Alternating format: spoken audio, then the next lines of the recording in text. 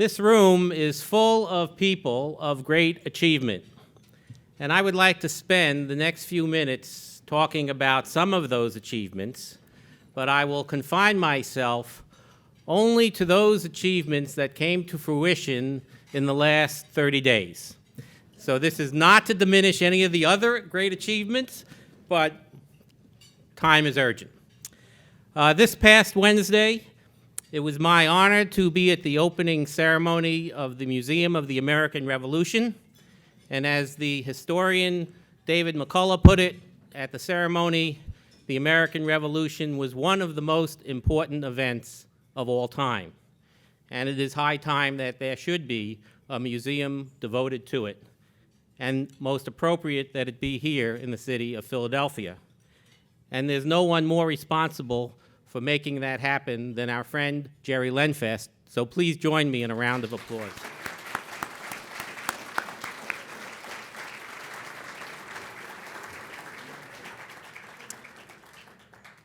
I might add that I've spoken to Mike Quinn, the director of the museum, about future collaboration for programs for teachers and students in connection with our History Institute and our Civic Education Initiative, and I look forward to making that happen sometime in the year ahead, building on the many collaborations we've had with other Philadelphia institutions, like the National Liberty Museum, the World Affairs Council, the National Museum of American Jewish History, the National Constitution Center, to name just a few.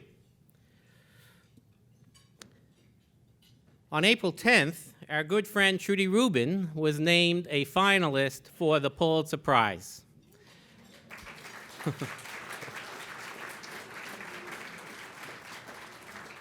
Trudy is a courageous reporter, enters dangerous places around the globe, which are the basis of her ability to write with great authority on topics in Russia, Eastern Europe, China, the Middle East. She is committed to the honest search for truth, and I'm happy to say that in 2016, she was either a panelist or a moderator at our two biggest events, the annual dinner and the annual brunch, and we have hosted her on many occasions because she always has something interesting and significant to report. So you already applauded Trudy, but let's give it one more time.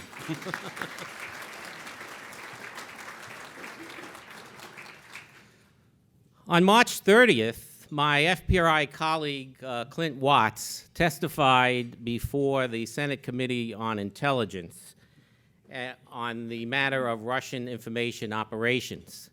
And overnight, he became something of a rock star, appearing on Morning Joe for the whole next week, the first week of April, appearing on Morning Joe with Joe Scarborough, Out Front with Erin Burnett, Hardball with Chris Matthews, and so on. And he was profiled, not least, by Trudy Rubin in the Philadelphia Inquirer. Lawrence Tribe, the Harvard law professor, characterized or likened Clint to Joe Friday in the old show Dragnet, which was famous for the line, "Just the facts, ma'am," and that's Clint Watts. The interesting part about his work is that he stumbled into it. He's been working for years on monitoring Al-Qaeda and ISIS, and he was profiled in the Boston Globe at one point for being part of a new generation of online jihadi hunters because he does his work monitoring the jihadis online.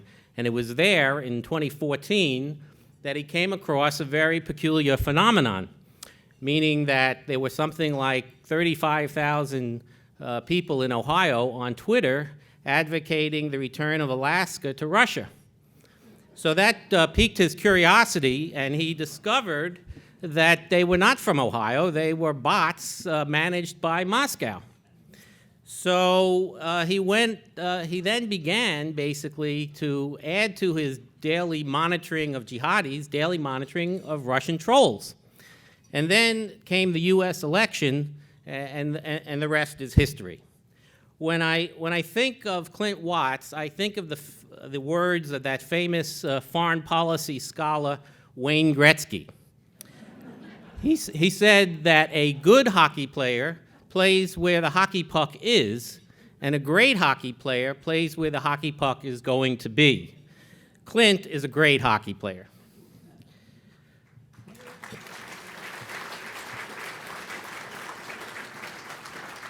We won't hold it against him that he's not from Philadelphia. He works out of New York State, but he is the Robert Fox Fellow at the Foreign Policy Research Institute, and Bob Fox is a great Philadelphian. So Bob couldn't be here, but Clint is here, so let's give him a round of applause as well.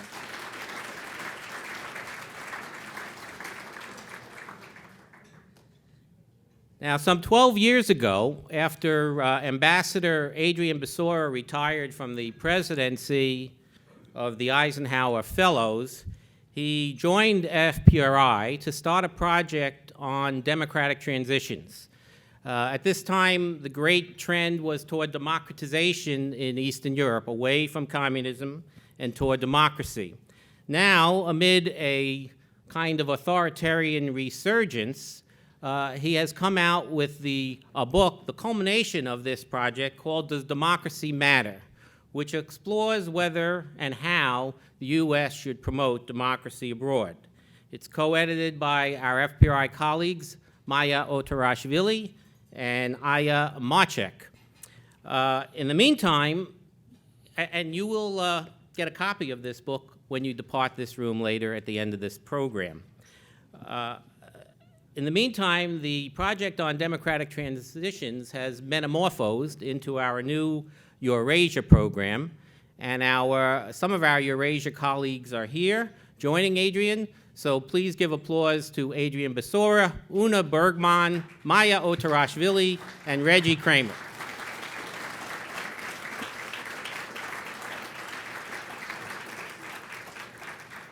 And I'll just mention to John Medvekis that Una is from Latvia.